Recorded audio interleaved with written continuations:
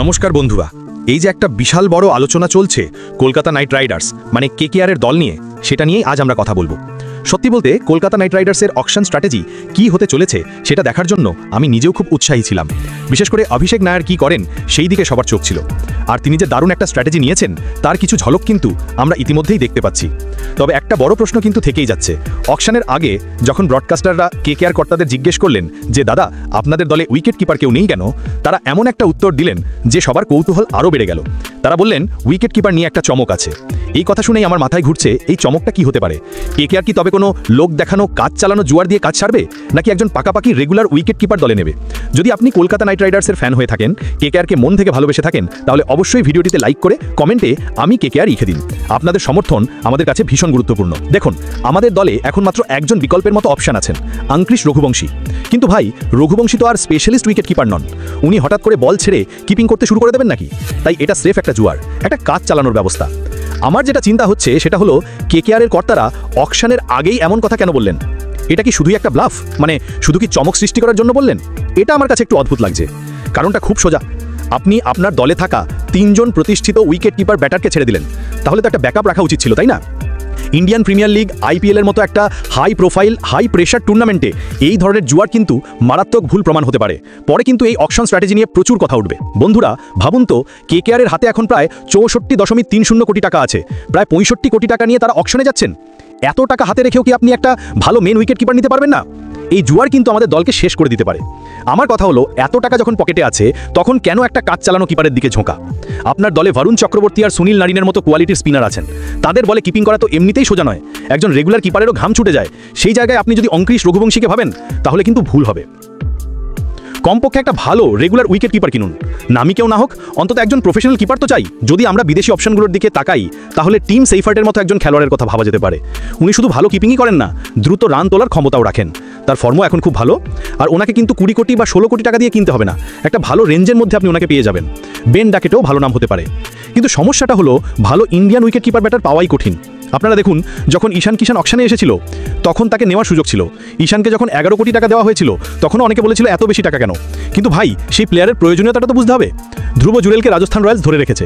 উনি যদি অকশনে আসতেন তাহলে 7 থেকে 10 কোটির মধ্যে যেতে পারতেন। মার্কেটে সত্যিই ভালো অপশন খুব কম।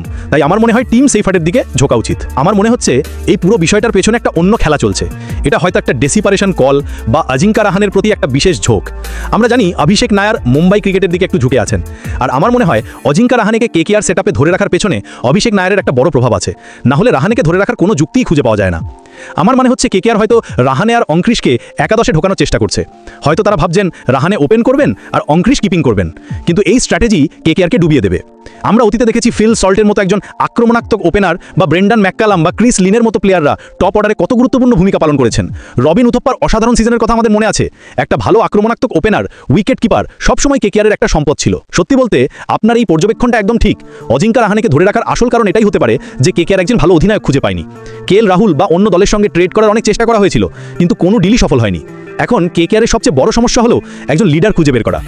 আজকের দিনে আপনি যদি দেখেন, মেগ ল্যানিংয়ের মতো একজন প্লেয়ারকে দলে নেওয়া হয়েছে। ইনি শুধু একজন প্লেয়ার নন, একজন দারুণ ক্যাপ্টেন এবং লিডার। অপশনে হয়তো কেকেআরের পছন্দের কোনো লিডার ফিগার নেই। তাই অভিষেক নায়ার হয়তো ভাবছেন অজিঙ্কা রাহানেকে লিডার হিসেবে রেখে দেওয়া হোক। আপনার এই ভাবনাটা কিন্তু একদম সঠিক। এটাই হয়তো আসল কারণ। তবে ভাই, একটা কথা বলুন তো, দল তৈরি করার সময় তো আপনি শুধু অধিনায়ককে ভেবেই দল বানান না। আপনি অকশনে যান, দল তৈরি করেন, তারপর দেখেন যে সেরা প্লেইং 11 কি হতে পারে। আপনি যদি আগে থেকেই ঠিক করে রাখেন যে রাহানে আর অঙ্ক্রিশ আপনার ওপেনার বা উইকেট কিপার, তাহলে অকশনে আপনি সেইভাবে যাবেনই না। আমার কথা হলো, কেকেআরের উচিত একজন রেগুলার উইকেট কিপার ব্যাটার নেওয়া। যদি ভালো অপশন পাওয়া যায় তাহলে তাকে দলে নিন। তখন আর জোর করে অঙ্ক্রিশকে কিপিং করানোর দরকার পড়বে না।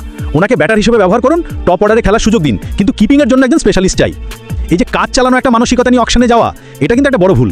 কারণ আপনার মনে হবে আমার তো কাজ চলে যাবে, তাহলে আমি কেন টাকা খরচ করব?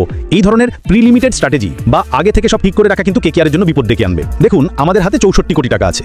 কেকেআরের হয়তো আসল লক্ষ্য অন্য জায়গায়। 1, আন্দ্রে রাসেলের একটা ভালো বদলি খোঁজা। 2, একজন বিদেশি ফাস্ট বোলার টার্গেট করা। 3, একজন ক্যামেরন গ্রিনের মতো কাউকে নেওয়া। 4, মিডিল অর্ডারে কাউকে টার্গেট করা। কিন্তু ভাই, আপনার সবচেয়ে বড় দুর্বলতা হলো উইকেট কিপার। তারা বলছেন হ্যাঁ কিপার তো নেব, কিন্তু হয়তো বিদেশি কাউকে নেব যাকে একাদশে খেলানো হবে না, শুধু ব্যাকআপ হিসেবে রাখা হবে। একটা কথা বলি, অভিষেক নায়ার যখন থেকে এসছেন কেকেআরে কিন্তু বড় বড় সিদ্ধান্ত নেওয়া হয়েছে। রাসেলকে নিয়ে যে সিদ্ধান্ত নেওয়া হয়েছিল সেটা কিন্তু হালকা ছিল না। অভিষেক নায়ার আসার পরেই সেই সিদ্ধান্ত নেওয়া হয়। তাই হয়তো আমাদের অভিষেক নায়ারের উপর ভরসা রাখা উচিত। হতে পারে তিনি এমন কিছু ভাবছেন যেটা আমরা এখনও ধরতে পারছি না। কিন্তু বন্ধুরা, আপনারা এই বিষয়ে কি ভাবছেন? আপনারা কমেন্ট সেকশনে অবশ্যই জানান যে কেকেআরের উইকেট কিপার নিয়ে এই চমক আসলে কি হতে পারে, আর কেকেআরের অকশন স্ট্র্যাটেজি কি ঠিক পথে এগোচ্ছে? আমরা সবাই মিলে আলোচনা করি।